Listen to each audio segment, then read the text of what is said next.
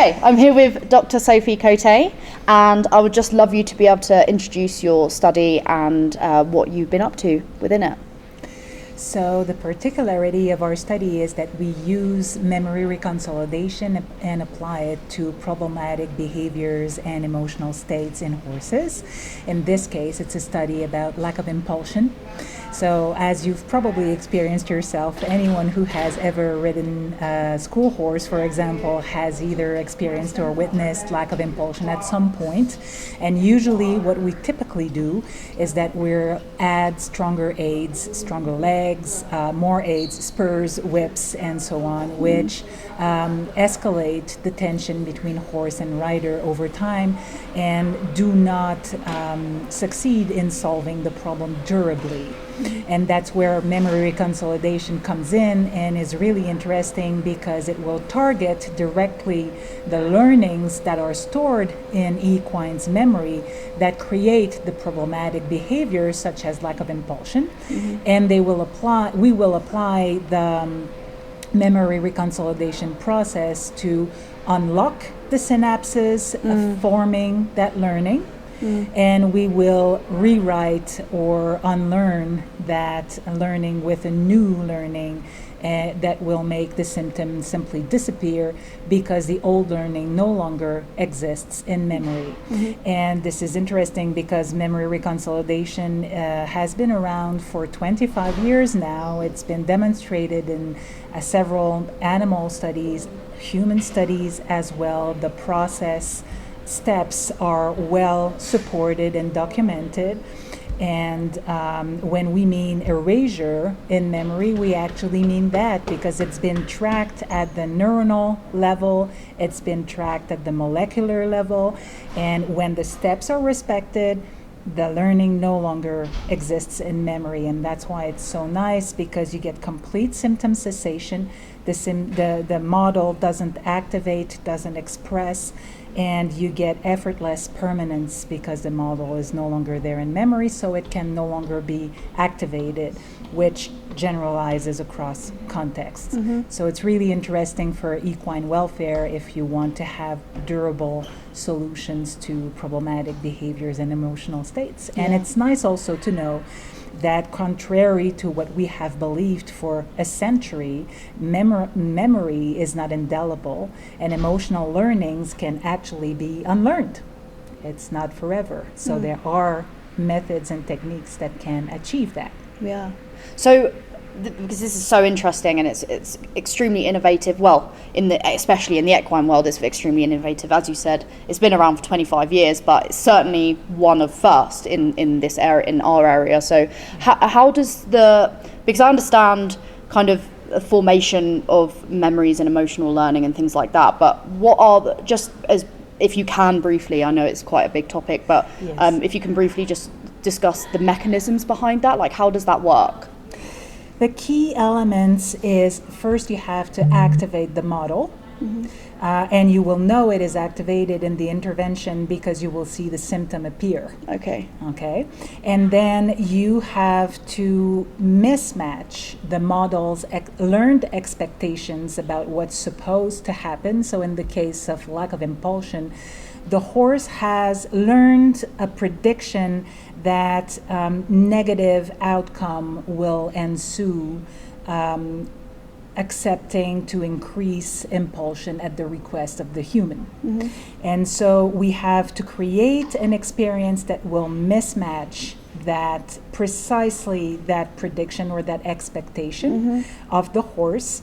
And usually that creates a mismatch detection experience for the horse because the brain has to pick up on it. You can procedurally create a mismatch experience, but the brain has to pick up on it. That will unlock the synapses, destabilize the learned model.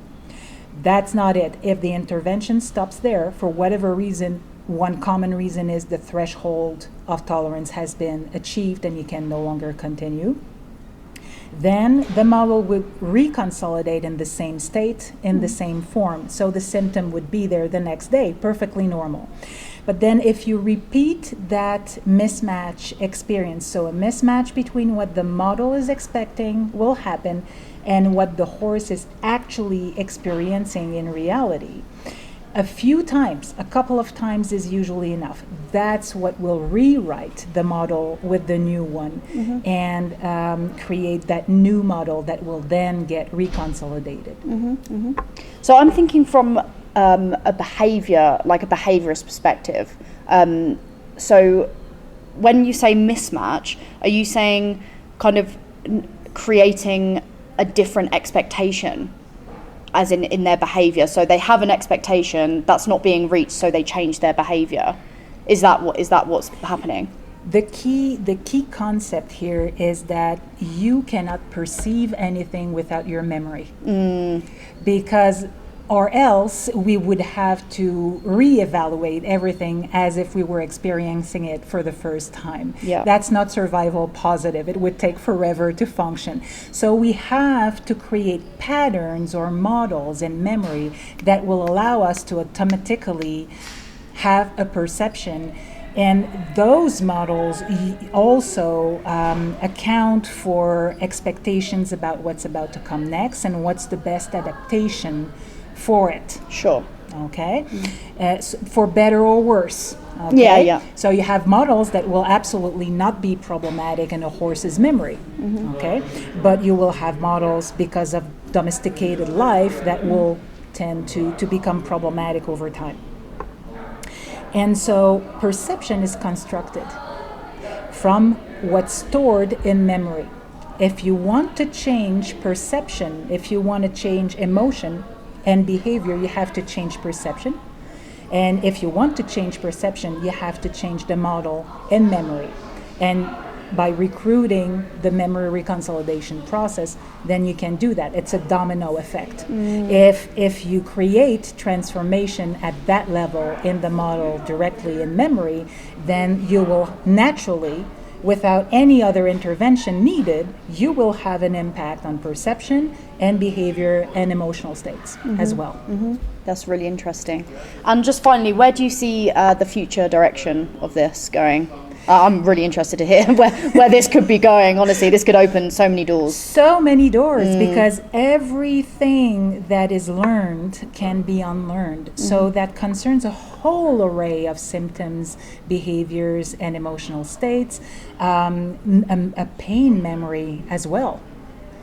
We had presentations about that after surgery, for example. There is a pain memory that is not transformed, and the horse continues to hallucinate pain where there is no tissue damage or nerve damage anymore, and so on and so forth. So all that can be addressed with MR. So it's possible to integrate a lot of biological measures to these studies.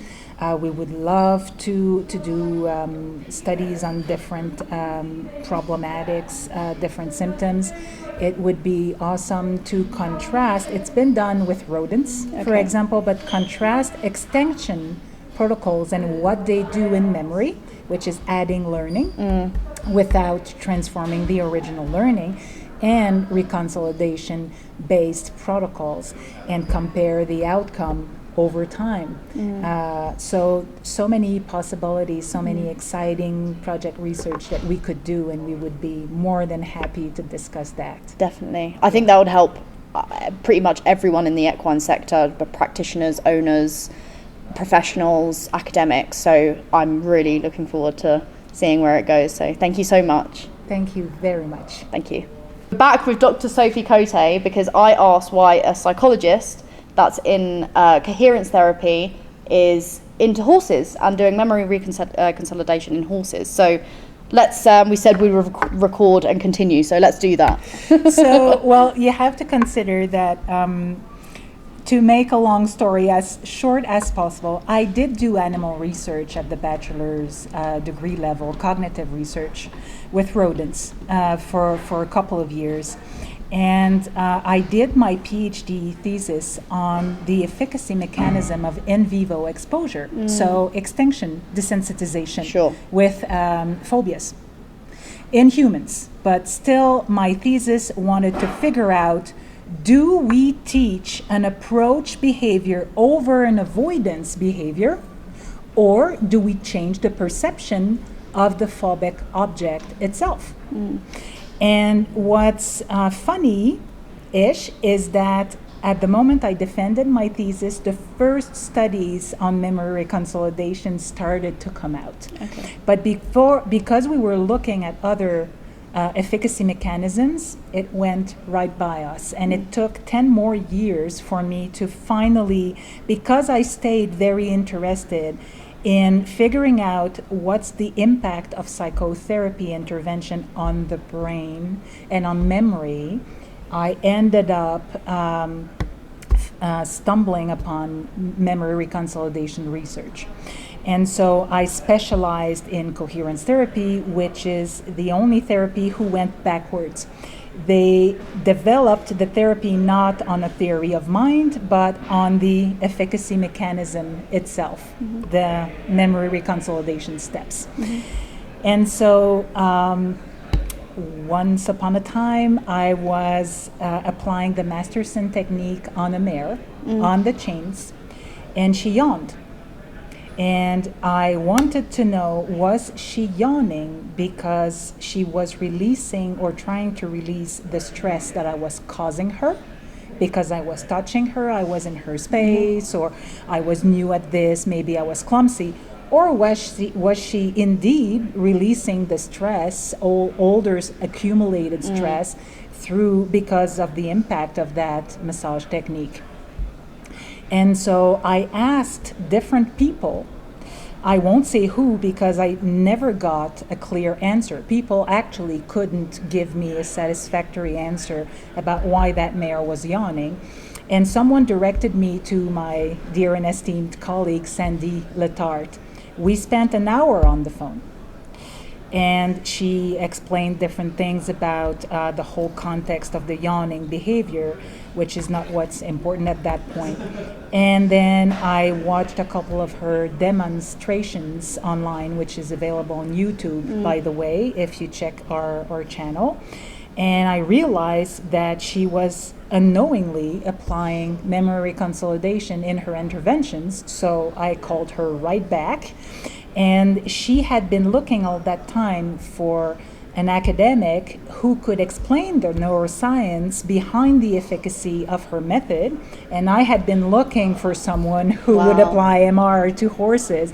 And so the next meeting was 3 hours, and we've been doing 3 to 5 hours meetings since. What I did is that I took every single protocol that she designed after spending 10 years full-time with horses, with herds, in an extensive breeding facility with several stallions and a whole bunch of different horses, and 10 more years refining the method. And I reversed engineered every single protocol to document precisely how memory reconsolidation was applied in every type of protocol and why the symptom would completely cease at a given certain point based on video interventions and the protocols and the method. And of course, she trained me on the whole method as well, so I was able to experiment with it myself with horses. And there you go. EMR was born that way. We renamed it according to the memory reconsolidation process. Now that we had figured out that we didn't need to change anything. Her protocols were already achieving transformational change in memory, which explains why the symptoms would cease and never come back and didn't need any technique or conditioning to be maintained over time. That's why we have shocking follow-ups, like 7 to 10 years follow-up without relapse, because the model is gone from memory. And so that's how our collaboration started, and that's how it evolved for the last few years. That's amazing. What a dream team. Yeah. And especially right place, right time, right? And would you say that when you came together, obviously you both had your expertise come together and you really helped each other in that way. Yep. When you said she didn't quite understand the neuroscience behind it, was she already doing that stuff then, and she knew what was kind of happening, but she didn't quite understand it? Or that's the beauty of memory reconsolidation. It's a biological process that has been demonstrated from nematodes to sea slugs to humans, so it's a constant across species. It's the mechanism by which memory can update its learnings. It's survival positive. It's necessary. We just didn't know it existed for the first century or so of psychology research and animal research. And so she knew her method had the results it had, but she needed someone who would explain the neuroscience of it for her. You can perfectly apply the memory consolidation steps in your intervention, thinking you're doing something else. But because the steps are there, the nervous system you're working with does the rewriting and the unlearning in double blind. It's an accidental transformation. And so she was systematic because her protocols were so well done. That's the genius of my wonderful colleague. They were so well done. It took 20 years to develop them, that they applied MR systematically. We didn't have to change one thing to her protocols. After I reviewed them, I spent 6 to 7 hours on 2.5 minutes of a video for my first reverse engineering.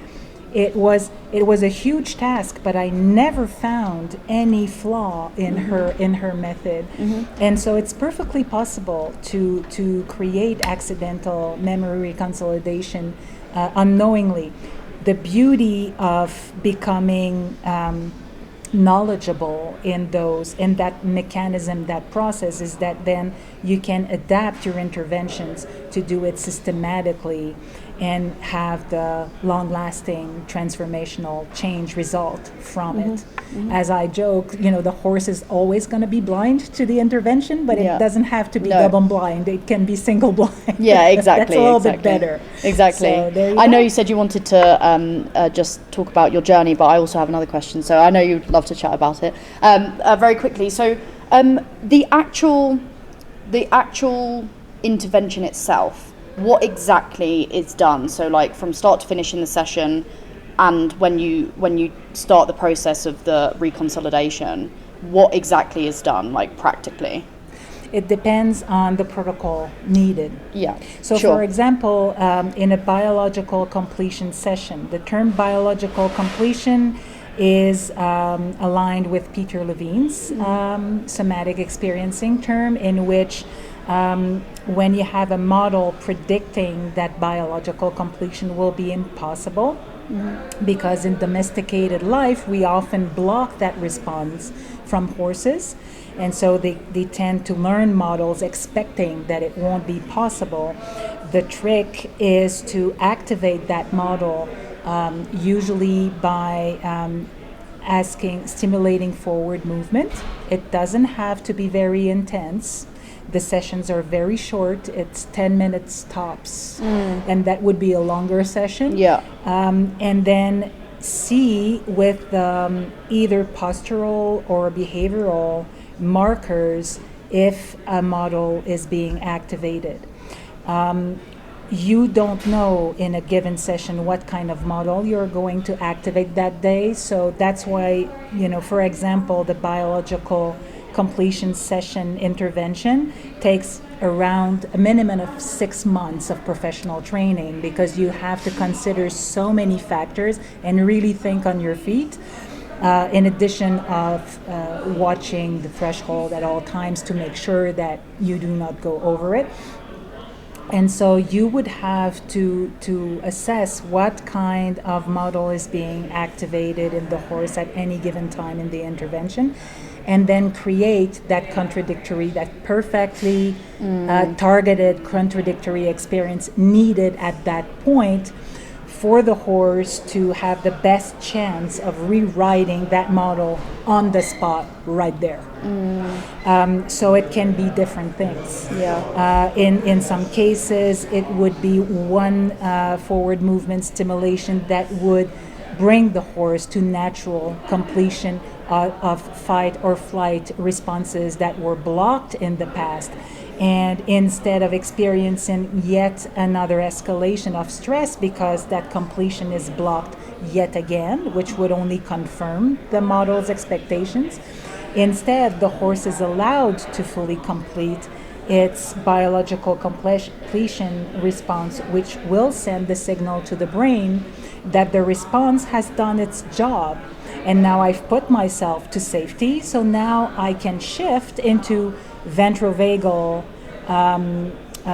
parasympathetic state, and then have a decrease of activation, a down regulation. And of course, at that point, we stop the session, we conclude the session, because we don't want to re-stimulate the nervous system. We want it to continue having that repeated down regulation. Like I said, it's one mismatch and a few repetitions of that same down regulation.